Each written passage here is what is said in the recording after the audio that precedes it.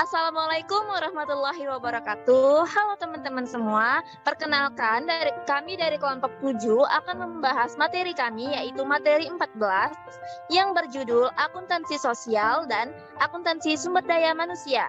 Sebelumnya perkenalkan kami yang beranggotakan 1. Vicky Hoirunisa, 2. Wisma Rendra, 3. Dwi Oktavia, dan yang terakhir Nur Alfi Syahri. Selanjutnya kita langsung saja bahas materi kita, yaitu akuntansi sosial, akan dijelaskan oleh Mbak Khairunisa.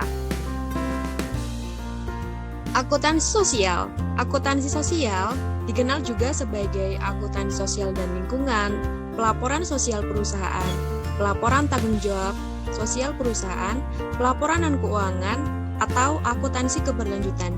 Jadi, akuntansi sosial adalah proses mengkomunikasikan dampak sosial dan lingkungan dari tindakan ekonomi organisasi untuk kepentingan kelompok tertentu dalam masyarakat dan untuk masyarakat luas. Akuntansi sosial umumnya digunakan dalam konteks bisnis atau tanggung jawab sosial perusahaan, meskipun setiap organisasi termasuk lembaga swadaya masyarakat, lembaga amal, dan lembaga pemerintah dapat terlibat dalam akuntansi sosial. Tujuan akuntansi sosial. Tujuan akuntansi sosial menurut Ramanathan Yudiani 98 adalah: yang pertama, mengidentifikasikan dan mengukur kontribusi sosial neto periodik suatu perusahaan yang meliputi bukan hanya manfaat dan biaya sosial yang diinternalisasikan ke perusahaan, namun juga timbul dari eksternalitas yang mempengaruhi segmen-segmen sosial yang berbeda. Yang kedua, membantu menentukan apakah strategi dan praktik perusahaan yang secara langsung mempengaruhi relativitas sumber daya dan status individu, masyarakat, dan segmen-segmen sosial adalah konsisten dengan prioritas sosial yang diberikan secara luas pada suatu pihak dan aspirasi individu pada pihak lain. Kemudian yang terakhir yaitu memberikan dengan cara yang optimal kepada semua kelompok sosial informasi yang relevan tentang tujuan, kebijakan, program, strategi, dan kontribusi suatu perusahaan terhadap tujuan-tujuan sosial perusahaan. Kemudian karakteristik akuntansi sosial.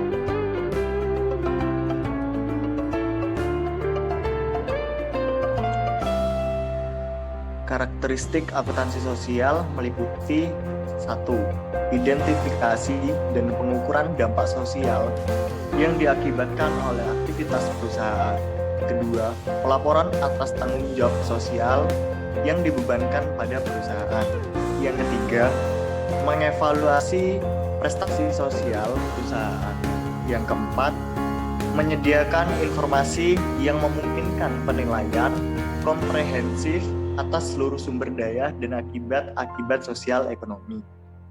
Kemudian, pengukuran. Menurut Harahap, tahun 1993, menguraikan beberapa metode yang biasa dipakai di dalam pengukuran akuntansi sosial. Di antaranya, menggunakan penilaian dengan menghitung opportunity cost approach.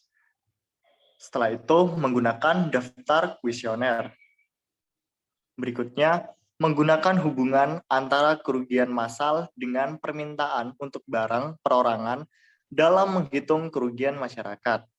Yang terakhir, menggunakan reaksi pasar dalam menentukan harga.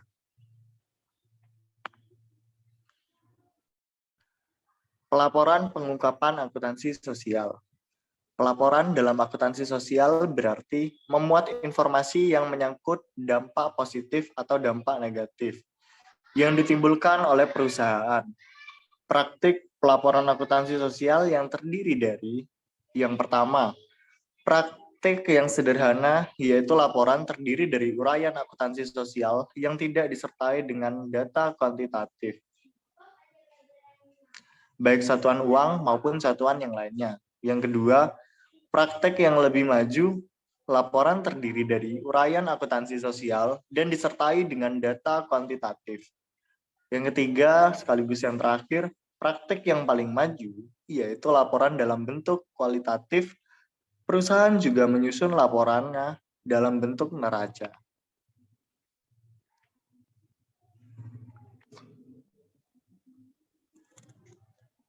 Kemudian, akuntansi sumber daya manusia.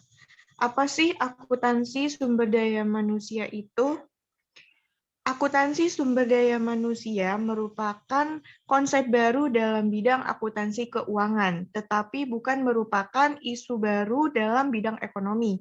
Akuntansi SDM bertujuan untuk memberikan petunjuk dalam memilih tindakan yang paling baik dalam mengalokasikan sumber daya yang langka pada aktivitas dan ekonomi.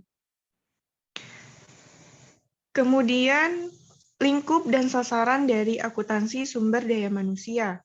Manusia merupakan sumber daya yang berharga bagi perusahaan selama mereka memberikan jasa yang dapat diukur.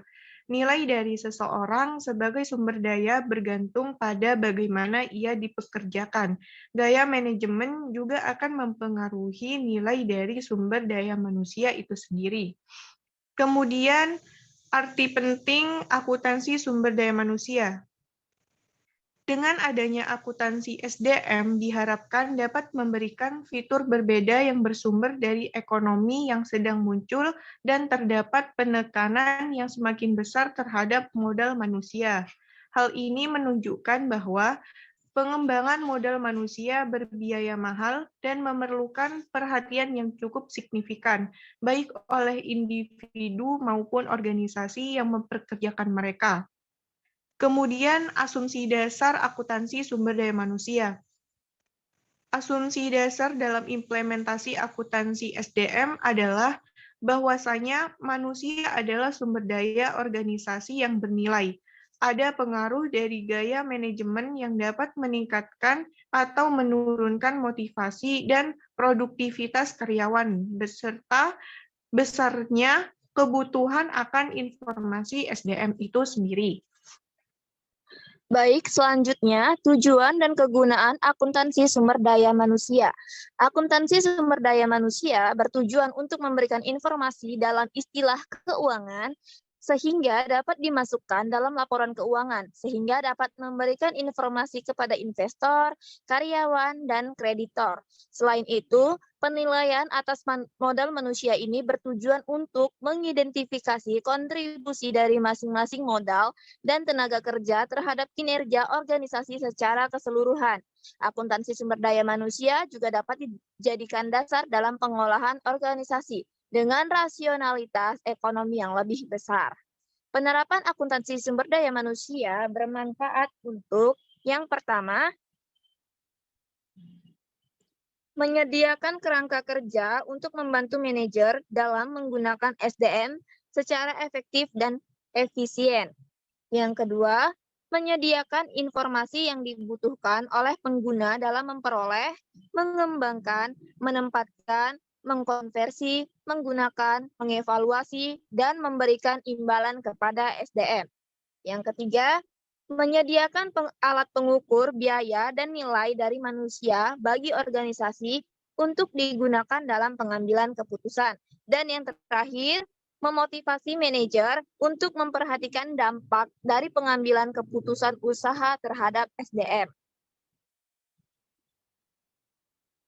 Adapun unsur penting pembentuk akuntansi sumber daya manusia ialah digambarkan sebagai berikut. Yang pertama itu ada goodwill, kedua aset berwujud, kemudian hak cipta, kemudian hak paten, dan yang terakhir merek dagang. Selanjutnya, mengukur biaya sumber daya manusia. Terdapat 3 konsep dalam mengukur biaya sumber daya manusia, yaitu yang pertama, biaya awal merupakan pengeluaran aktual historis yang terjadi sebagai suatu investasi dalam sumber daya. Yang kedua, biaya penggantian merupakan pengorbanan yang harus dilakukan hari ini untuk menggantikan sumber daya dari suatu organisasi. Dan yang terakhir, biaya kesempatan merupakan jumlah maksimum yang dapat diperoleh sumber daya tersebut dalam penggunaan alternatif. Sekianlah presentasi dari kelompok kami. Apabila ada kata yang salah, mohon dimaafkan. Semoga materi kami ini dapat bermanfaat bagi kita semua. Wabillahi taufik wal hidayah. Wassalamualaikum warahmatullahi wabarakatuh.